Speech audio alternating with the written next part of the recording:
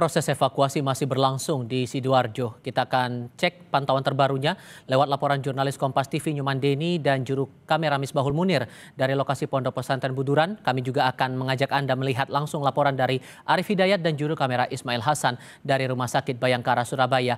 Saya mau ke Nyoman Deni dulu sekarang. Dengan keluarga berharap bahwa proses pencarian bisa berjalan dengan cepat. Apakah masih ada tantangan sendiri yang dihadapi tim SAR sampai dengan sekarang, Nyoman? Baik, selamat malam Tifal dan juga saudara.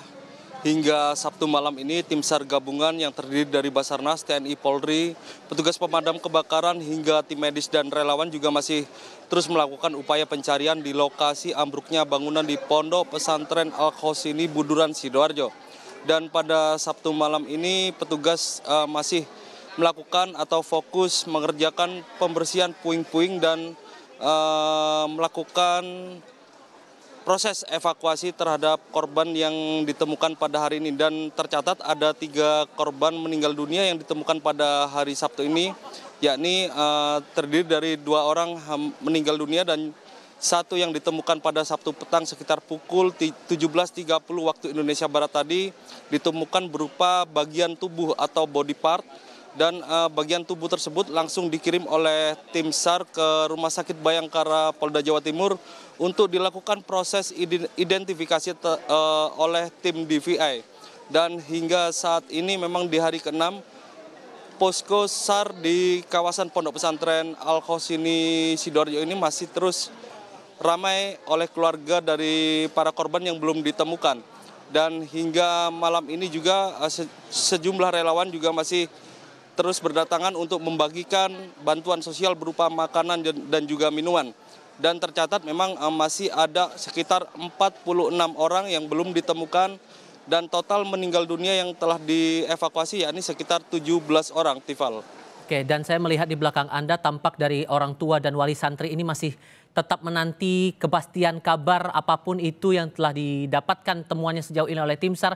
Adakah aspirasi lain yang disampaikan oleh pihak keluarga atau wali santri ini kepada tim SAR? Mengingat prosesnya masih berjalan dan rasanya tantangan masih terus dihadapi sampai sejauh ini.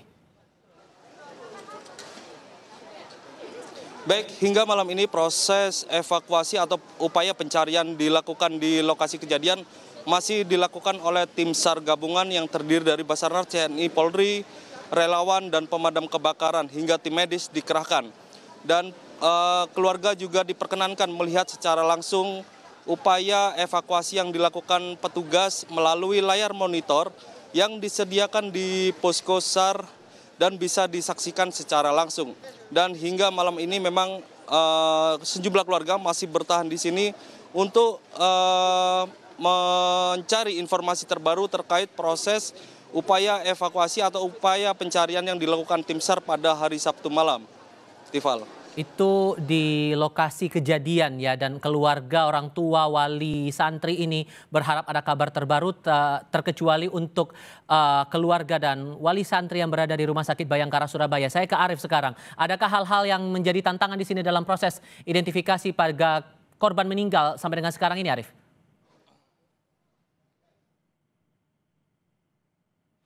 Ya, selamat malam Tifal dan saudara. Di hari ke-6 proses pencarian dan evakuasi korban runtuhnya bangunan Pondok Pesantren Al-Khosini Buduran Sidoarjo ini, Rumah Sakit Bayangkara Polda Jawa Timur di Surabaya ini pada sore dan petang tadi telah menerima 3 kantong jenazah yang ditemukan pada hari ini. Dengan bertambahnya 3 kantong jenazah ini, total ada 12 jenazah yang saat ini dalam proses identifikasi oleh petugas DVI Rumah Sakit Bayangkara Polda Jawa Timur. Petugas sejauh ini mengalami kendala, yakni kendalanya adalah selain busana yang dikenakan oleh para korban ini sama begitu, kondisi sidik jari yang sudah mulai rusak serta para korban yang berada di usia rentang antara 12 hingga 16 tahun ini belum melakukan perekaman EKTP. Sejumlah keluarga saat ini juga sudah mulai memilih menunggu proses identifikasi ini di tenda krisis center yang disiapkan di Rumah Sakit Bayangkara Polda Jawa Timur. Hal ini untuk memudahkan petugas ketika sewaktu-waktu wali santri atau keluarga korban ini memiliki dokumen tambahan yang bisa diserahkan kepada pos antemortem, begitu, Tifal. Sehingga dengan kondisi dan tantangan seperti itu, apa yang kira-kira disampaikan pihak DVI kepada keluarga ataupun juga orang tua wali santri ini untuk bisa mempermudah proses identifikasi ini?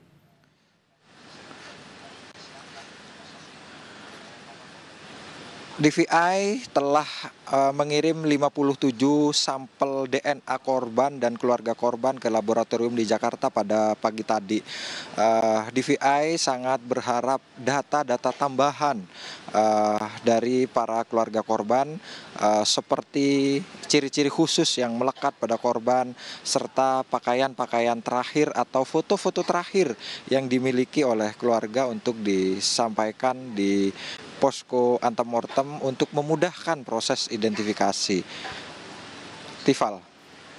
Arif Hidayat dan juru kamera Ismail Hasan melaporkan langsung dari Rumah Sakit Bayangkara Surabaya. Sebelumnya ada Nyumandeni dan Misbahul Munir melaporkan langsung dari Pondok Pesantren Buturan. Kawan-kawan, terima kasih.